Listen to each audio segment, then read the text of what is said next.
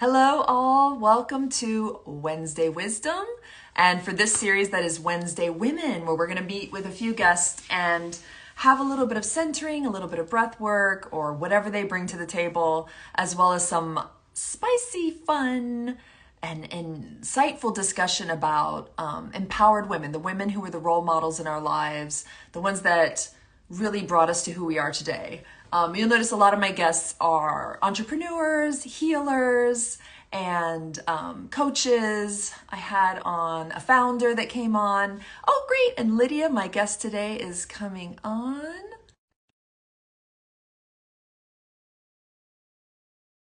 Online together. I feel like this is easier than a podcast, but sometimes not. So we'll see if it works for today. Sometimes it's like finicky. Hi. Hey, Hello. Lydia. Hello. How are you? Good. How are you Good. I'm doing? doing well. Oh, good. Oh, well, thank you so much for coming today. I was so delighted that you were free and available and happy to join us Yeah. here. Um, I was just introing the video a little bit, talking about this series. So usually what Rachel Rima Living I have done on Wednesdays was doing a little bit of breath and centering. It's like a midweek check-in, but you are a part of the series of Wednesday Women, where we're really kind of diving into, who were the role models in our lives? Who were the ones that empowered us to step into these roles, these careers, these ways that we become as a woman? Everyone I have is definitely probably 30 and above, that has had a little bit of life lived and experiences. So why don't you go ahead and just introduce yourself and share a little bit about what you do? Sure. My name is Lydia Mandell, and I am a therapist turned coach and breathwork facilitator and embodiment guide. I help midlife women to feel amazing in their bodies by utilizing breathwork, movement, and some processes that help them to reconnect to who they are and their authenticity. And I feel like everyone should have an opportunity to be in their fullest expression and their fullest authenticity. And the other day, somebody called me an authenticity expert, and I kind of like that. They're just like, I you love just show that. up as whoever you are. And so I've been a therapist for over 20 years. And what I was finding is that there's more I can do with people, and especially with women. And then years ago, when I turned 40 and beyond, and now I'm Mhm. 56, I have realized that there's sort of this dead space for women 40 and up, and that's changing, and it's opening up more because there are a lot of us, Mhm. and women are not backing down. We're showing up to be the fullest expressions of ourselves and letting go of the status quo and trying new things. And I'm really excited about where my work is going and how I can help people to step into their fullest expression in ways that maybe they didn't think were possible. I absolutely, I'm like goosebumps when you're sharing that, because I've dabbled in breathing, maybe at yoga classes, or Right. and on my own healing journey, and there is there's something that shifts the alchemy of the body, the mind, the trauma, whatever's going on in Mhm. our kind of human journey that we have. So I think that's so true, and I think that therapy is awesome too, and there's like levels of Absolutely. like additional things that complement it Mhm. perhaps so well. And I think that's awesome what you did. Well, you and I met at a retreat a couple years Yes. ago. Yeah. It's so funny, we've been like in touch since Yeah. then. And yeah, but you're still like kind of growing, and you're in Connecticut, right? Is that Right. I'm in Connecticut. Yeah. okay, cool. Mhm. So, I guess which way should we start today? Should we start with a little bit of centering, Sure. or Yeah. yeah, let's do that. Yeah. So I every guest that I have has their own special sauce. So Okay. please give us a gift of your sauce All today. right. So I would ask that you sit comfortably in the chair where you are or on the floor, wherever you happen to be. And just notice how you're feeling in your body. If there's any word that comes up that describes that feeling, just sit with it. Close your eyes. If you don't feel comfortable closing your eyes, you can just gaze at the floor. And we're going to do some connected breaths. So the way that this is different than other types of breathing is that we don't start or stop between breaths. So you can breathe, if you can breathe through your mouth, that would be great. And we're going to breathe in a deep, full inhale and relaxed, easy exhale. And the exhale feels as if there's a feather floating to the floor. Make it that easy where it just falls out of your body. And as soon as that comes out, bring in another deep, full inhale. So we're going to do that a few times. So just to get you into it and see what it feels like. So deep, full inhale, relaxed, easy exhale, followed by deep, full inhale, relaxed, easy exhale. And then just find your rhythm as you're breathing. I want you to check in with your body.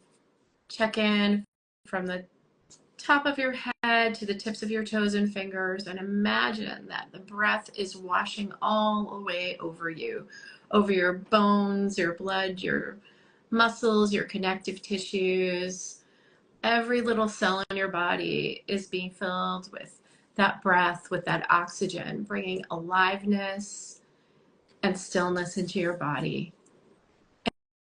And notice how it feels in your heart center. You may even want to put your hand on your heart center and breathe into it. Those deep, full inhale, relaxed, easy exhale, and stay with that rhythm. And as you're touching your heart center, imagine that with every breath in, you are feeling so deeply loved. And with every breath out, you're sending that love out into the world. You may want to picture a pinkish golden light at your heart center, breathing in and then sending that out into the world.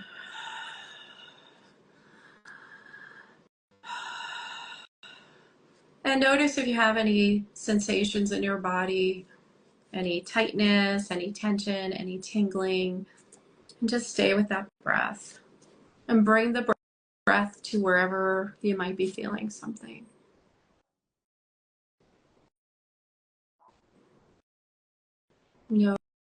Notice if you feel still, notice if you feel anxious, notice if you feel quiet, whatever it feels like. You might be feeling blissful. And as you take in the next breath, I want you to set an intention for the rest of the day. Something that you feel is important to you. And breathe that all the way in, breathing all the way to the top of your lungs. Our lungs go all the way to the top of our collarbone here. So just breathe in that intention and release it with a big breath out. And do that 2 more times. Breathing in your intention, anchoring it in your body, and then releasing it out into the world. And 1 more big breath in, anchoring that intention even more, and releasing it out into the world. And then you can start to return to your normal breathing pattern. And as you're doing that, we're going to do this for a little bit just to get you back. When we're breathing in an unusual way, it takes a minute to get back to normal breathing. Just check in with your body again. Notice, is there tightness? Is there tension? Is there release? Is there ease? Is there any open space in the body? Just be with whatever is. There's no wrong way to do it. And when you've returned to your normal breathing pattern and you feel ready, you can start to flutter your eyes open. It's like caught the pollen or something right in the middle of that. Like, oh no. I'm relaxed, I'm releasing. That was so beautiful. Thank you, Lydia. Thank you. I feel like in the beginning, I'm always a bit anxious. I think that's like my general state most of the time. And the breath, it shifts me immediately, like without even trying. Yeah.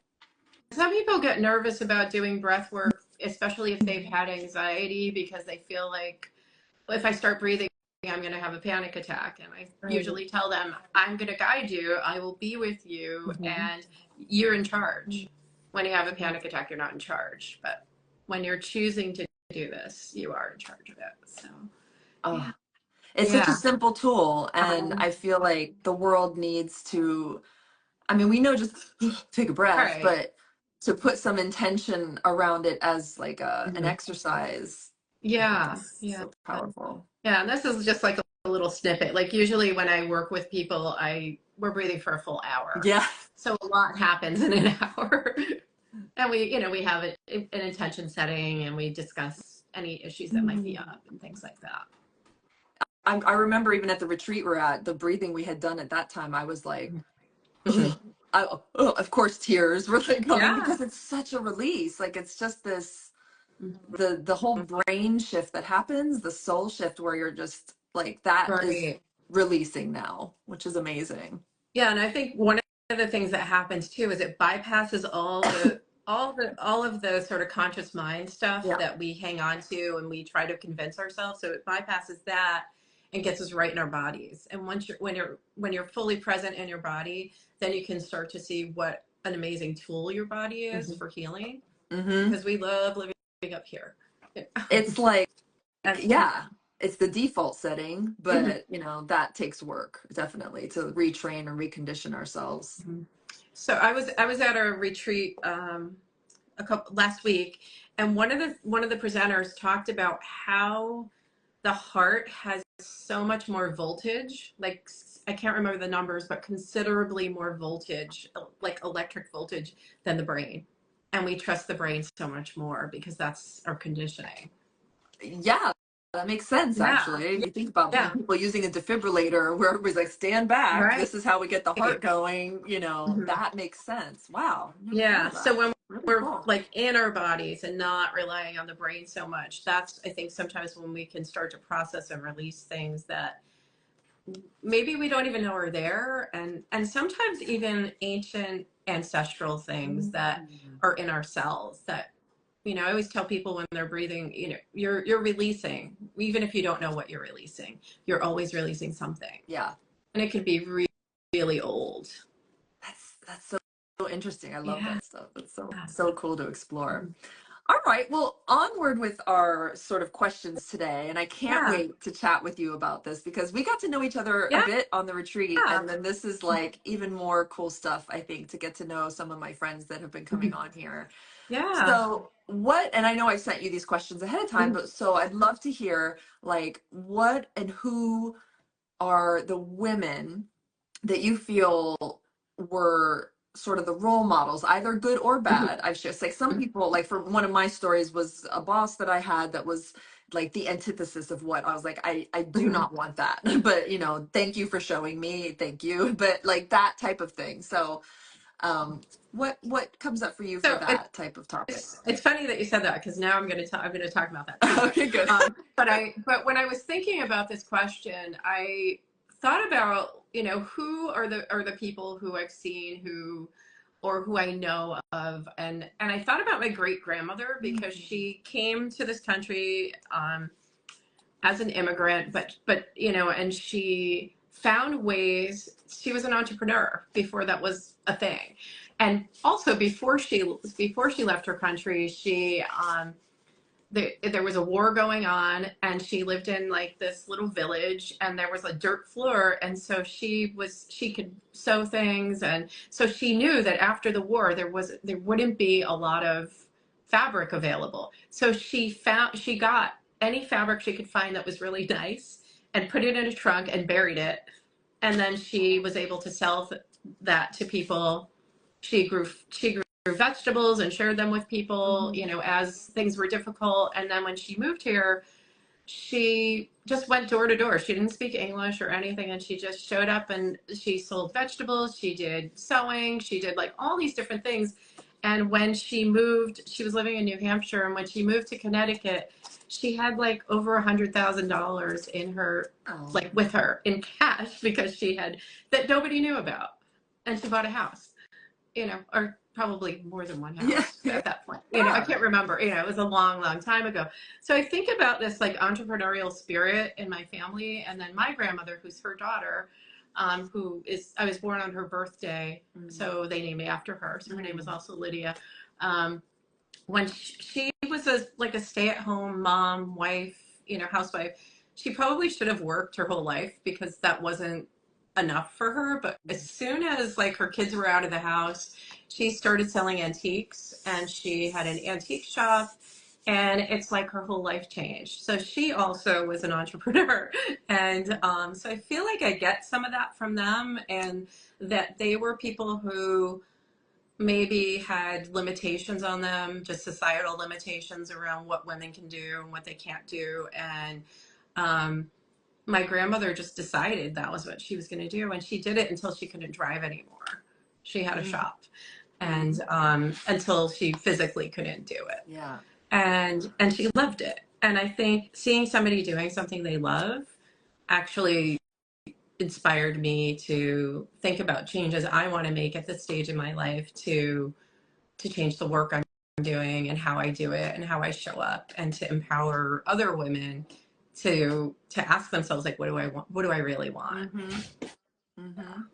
Yeah, because like that's not all of our stories. I feel like when we have those serious matriarch, like power women that are in close proximity to us in our life, um, that's a gift in a lot of ways, because you know some people that's not their story, they get it from Right. other ways or whatever like that. But I feel like that is sort of like an obligation, like to like, no, this was some information that was given to me on a different way to be a woman and a different way to live my life, Yeah. maybe, I don't know, like it's Yeah, it's so interesting because I think it's funny because my grandmother did all these things, but she also was highly judgmental of my own lifestyle. Like I didn't get married, I didn't have kids, and it's too I got much. married on my 22nd anniversary Mm. with my, you know, to my partner, now husband, you know. Yeah, yeah.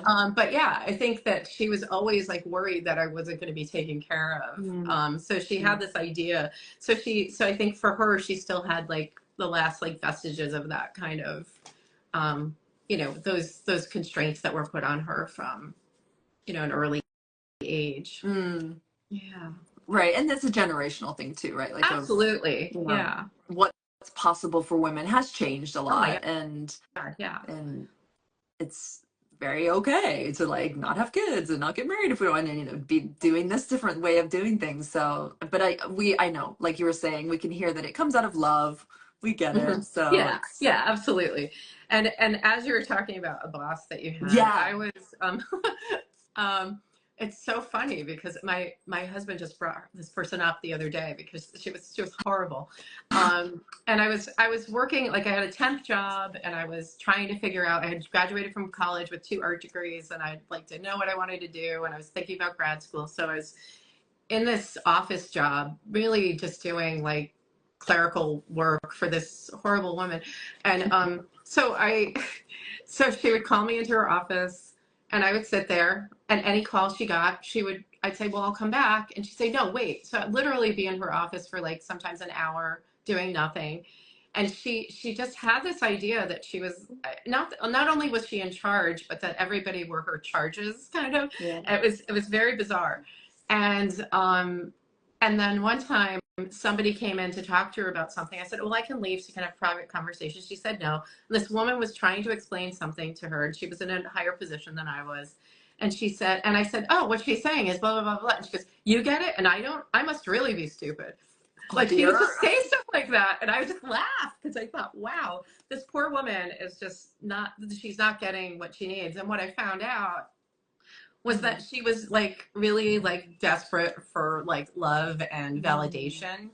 And she took it out on people. Like she'd ask people to, like, I want you to say goodbye before you leave every day work. And I thought, that's crazy. Like she wanted the whole staff to do that every time. And I just thought it was so codependent. Yeah. And I just thought I would never want to do that as somebody's boss or somebody's leader, to make them feel like they're so dependent on me, but that I'm worthless. So Mm. it was really fascinating. And then when I decided to go to graduate school, she actually said, "That's really exciting. I'm really happy for you." So Yeah. I think that she was able to kind of move past all that. But it was pretty ridiculous, like how she was so unaware of how rude she was being to But everyone. that gave you a lot of inspiration of Oh like, yeah, this is, perhaps, yeah, that was what was taught to her. Because that was yeah. the other generation, like, of, you know, the competition that Right, women would have, for having our careers. And it just was corrupting so much right. of the sisterhood of us lifting each other up and supporting each other in Yeah, so many ways, which I do think was my boss story as well. It was just like, yeah. And this was like, I think like the late 90s. So I think yeah, she was like a woman of the 80s where every women were duking it out to, jockeying for position yeah, and, stabbing each other in the back and, catty and all that. yeah, Like, I think, so it was sort of like, I have to be beautiful. I have to be strong. I have to be powerful, and I have to be a bitch. yeah, And I was just, you don't yeah, have to be any of that. yeah. Who says?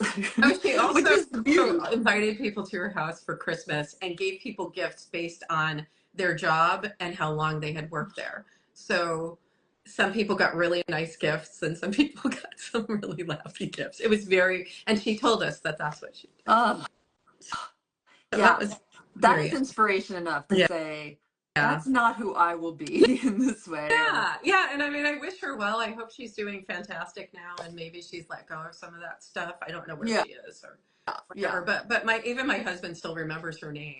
It's just funny because It's she it's she was these are like the archetypes, I feel like, that come through our yeah, life, and it challenges us to feel like, oh my god, like the similar process. yeah, Like, I feel very insecure with this, and like, this is, where is my power gonna come from? It's not being built up. And I hmm, and I knew, for me, I had to leave that job. Like, it was yeah, just like, I needed a woman to guide me, and I did have a lot of hmm, amazing role models later yeah. on, but it was almost like, out there, not that. Yeah, and I think that there were so many like other, and I think she was the other issue that came up too was that she was so desperate to be young, Mm, and she wasn't.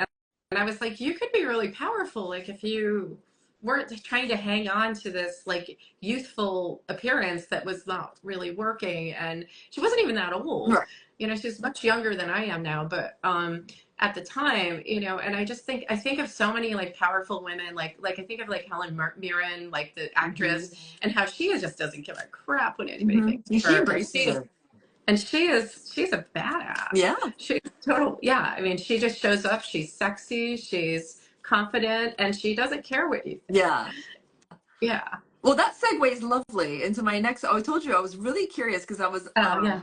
reading on your About Me stuff that you had moved in, worked and did live burlesque at one point in Uh-huh. your career. Was that like in those days of working office as well, or how No. did So that come about? actually, the funny thing is, I started doing. I was so I. It started because some friends of mine and I started it. We first started this 60s style go-go dancing group. So we wore these like long ponytails and Oh my god. white boots, and we danced with these different bands, and it was just it was just fun. And then we started going to these burlesque shows and going, I kind of want to try that. Hmm. Like it seems like a lot less work. I mean, it's a lot of work building an act and getting, like practicing and all that, but you're not dancing for, an hour straight, Right. Right. so we were kind of joking about it. So a friend of mine and I went and took classes at the New York School of Burlesque, and then we started performing. And so for Wow. me, that was a really big way to be seen,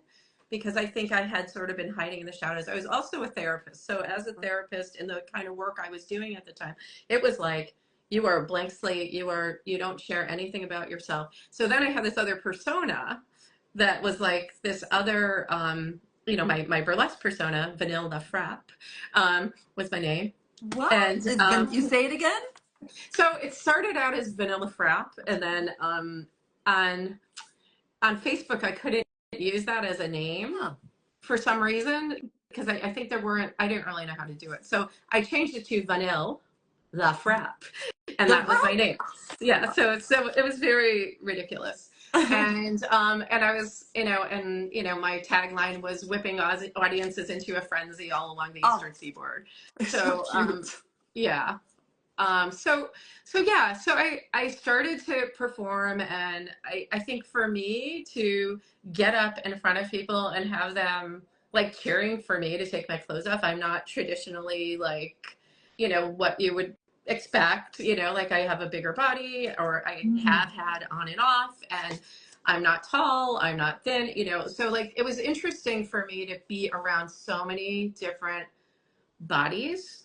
And that was one of the joys of it, is like being in the I'm saying locker room, like in the dressing room, as it was. Like sometimes it was a Yeah. closet, sometimes it was behind a refrigerator at a bar, like wherever it was. I mean, it was a lot of places in New York, Or like the that were art, I know. yeah. And so, I mean, but being just being sort of flooded with images of all different kinds of bodies helped me feel better about who I am, Mm. and to feel much more comfortable in my own body, and to have like 100 people cheering for you to take off your clothes is it's kind of surprising and weird, and I really, but also like I had so much fun. I met so many cool people. One of my dearest friends I met, from because we connected over being therapists and performers, and how, like, what if somebody shows up at a show, or how do I handle that, and it did happen. But Yeah. I fortunately, I would go to work with glasses on and no makeup, and then I had this giant wig, and I had somebody actually walk in once when I was just introduced, and I came out, and I had this bearded lady act that I did, and I came out, and fortunately I was, I had so much makeup and eyelashes and everything. And in that moment I was just like, what's more important to you right now? And I was like, feeling alive is more important. So I'm going to just do this. I can't step away right now. And, yeah, so it was very fun. It was powerful. And then when it ran its course, I was done. I did it like on and off for about almost 10 years. And the Hmm. fun thing is, the first class I took, I was just about 41. So that was also something that I thought about. I was thinking, oh my God, like everybody's 25 and this and that. And a friend of mine and I, we did a multimedia project together a while, that never, it didn't quite like take off, but but we did a lot of blogs and stuff. It's called Fearless Over 40, Uh-huh. back when we were in our 40s. But so we did these Fearless Over 40 burlesque shows that started at 7 o'clock. And we said, don't worry, you'll be home by 10, and it was great because What? and we only had over 40 performers in them. And that was super fun and great to celebrate women who weren't really being celebrated at the Oh time. my gosh. Lydia, Yeah. this is like a book in the making. It's such an amazing, I mean, talk about empowerment. I just feel like when I read that, I was like, oh, she's so brave. And like, how do we, like, the ways we can really tap into what it makes us to feel, like you said, alive. Yeah. Like, Yeah. how do we do that? And I mean, what do you find is like I mean, burlesque and all of that is amazing, and those are big steps. But what do you feel are any blocks that people have towards like connecting with that empowerment if we don't have the role models and we don't have all that? I'm just wondering what you feel. I feel like the blocks are really are often self-imposed, but a lot of times it's because you've been told you can only do it a certain way. Hmm. And I think exposure to more people who've not done it that way. So women who stepped out of the status quo, women who, I always tell people to curate their feed Hmm. on, Instagram, Facebook, wherever you live in your social media world, and don't find people that make you feel bad about yourself. So if you're only seeing pictures of people that are like aspirational for you, or people who you think are perfect and you judge yourself against, stop following them. Hmm. You know, find people that are like you, find people that you find inspiring. That's one really great way to do it. And then also to just try things. Hmm. I didn't know if I was going to like that. I didn't know that I would ever even perform on a stage. I just took some classes, and then people said, hey, do you want to be in my show? And I said, okay. And, and then I produced a show with another friend for a little while too. And then we got to pick who we wanted to be in our show. And so it was really fun, you know, and at this stage of my life, I'm just too tired. It's like, it's too late. Honestly, that's On part to of the it next is, thing. Yeah, yeah, yeah. exactly. And it doesn't give me as much of the joy that I already feel like the empowerment and the aliveness in my body. And while I was doing burlesque, I actually started to do breathwork training at the Rebirthing Center in Philadelphia, and Mhm. I loved it because it just got me in my body and in a way that was even bigger than being on a stage and Mm. performing, and it was just for me.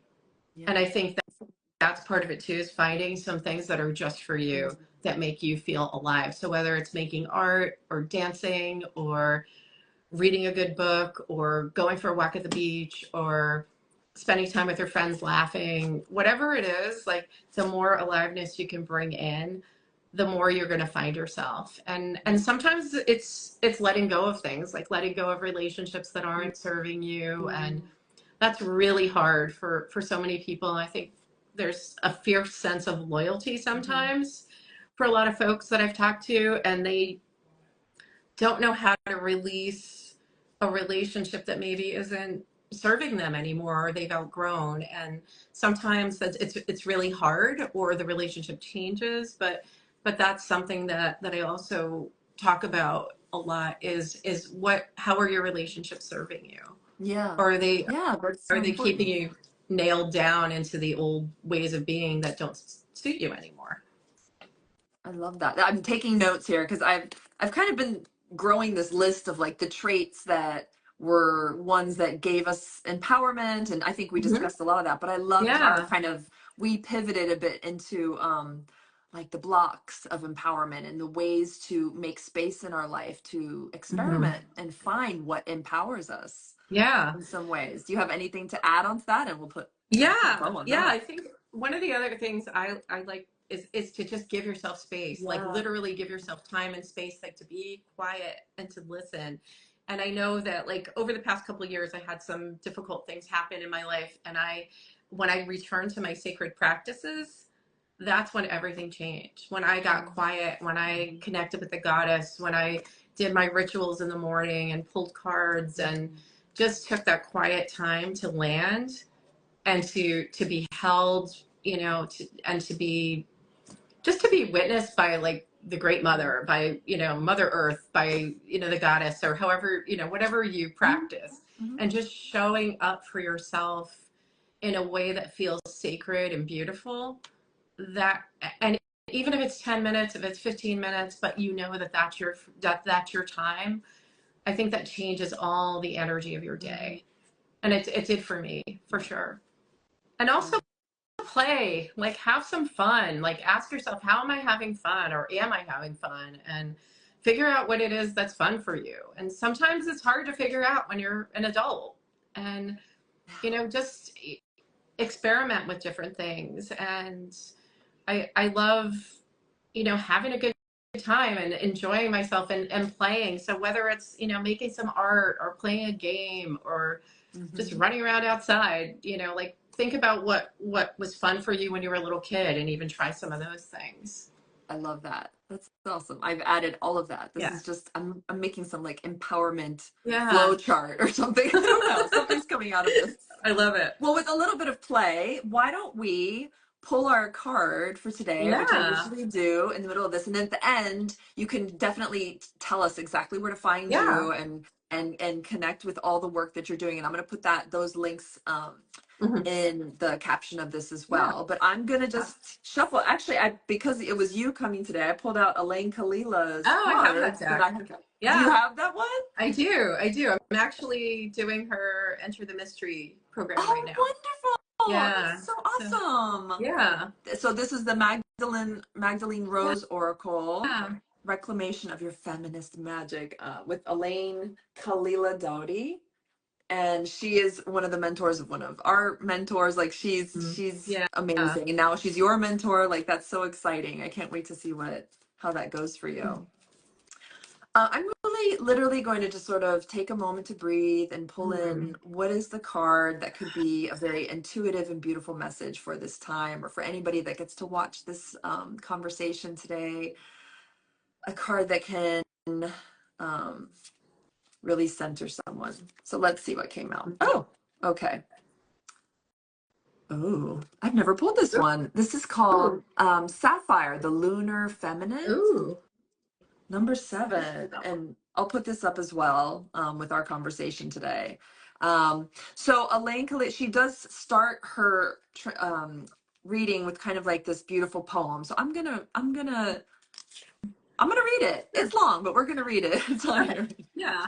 The second ray. I am the sapphire, lunar feminine, the second ray, an illuminating shard of iridescent light, activating the frequency of sapphire diamond, lit by the lunar rays of a pearlescent full moon, throwing dazzling gems of diamond, sapphire, blue light frequency.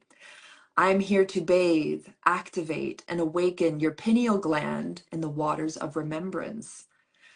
I descend from above, entering through the crown as a shard of sapphire blue diamond light, awakening the magic of the feminine in her lunar nature. I bring the diamond light of the stars. I'm sorry, my glasses. Here we go. And it's streaming, entering through the crown, illuminating every part of your skull, awakening the jewel of your pineal gland, refracting like a rare and precious sapphire diamond in your third eye. I call the world into being through the sounds and syllables. I am the sacred sound that resonates with your inner gnosis. I am the power of your voice, mantra, incantation, star language. Glyphs, symbols, and sacred geometrics flow from my lips. I awaken the feminine magic of the inner realm, the sharpness of consciousness that sees through the eyes of a laser beam and the eyes of diffused pearlescent mist. I am the still point. I am the radiant mirror of consciousness. I am the waters. I am the soft halo of a chatoyant moon hanging in the night sky. I am the frequency here to quicken your extraordinary capacity to saturate in the beauty and illumination of your inner gnosis. That was beautiful. Yeah. It says, receiving this card is all about activation. This is very us. Yeah. So here we go. This is, And probably some friends who jumped on today. You're being yeah. called to the frequency of feminine magic held in the sapphire diamond ray.